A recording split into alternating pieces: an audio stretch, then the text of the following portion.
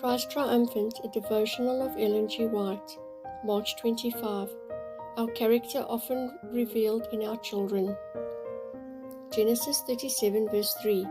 Now Israel loved Joseph more than all his children, because he was the son of his old age, and he made him a coat of many colors. Jacob had chosen the inheritance of faith. He had endeavored to obtain it by craft, treachery, and falsehood, but God had permitted his sin to work out its correction. The sin of Jacob and the train of events to which it led had not failed to exert an influence for evil, an influence that revealed its bitter fruit in the character and life of his sons. There was one, however, of a widely different character, the elder son of Rachel, Joseph, whose rare personal beauty seemed but to reflect an inward beauty of mind and heart. He listened to his father's instructions and loved to obey God.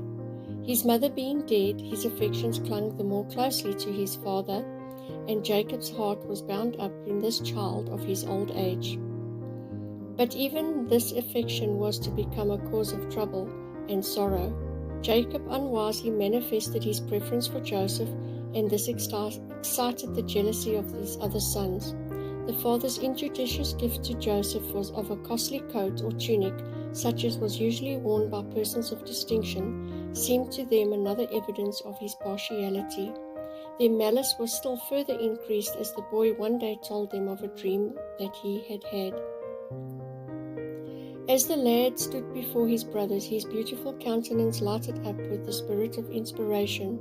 They could not withhold their admiration, but they did not choose to renounce their evil ways, and they hated the purity that reproved their sins. The brothers were obliged to move from place to place to secure pasturage for their flocks. Some time passed, bringing no tidings from them, and the father began to fear for their safety. He therefore sent Joseph to find them and bring him word as to their welfare. Joseph came on, unsuspicious of danger, but instead of the expected greeting, he was terrified by the angry and revengeful glances he met. He was seized and his coat stripped from him. Rudely dragging him to a deep pit, they thrust him in, and having made sure that there was no possibility of his escape, they left him there to perish from hunger, while they sat down to eat bread. But some of them were ill at ease. They did not feel the satisfaction they had anticipated from their revenge.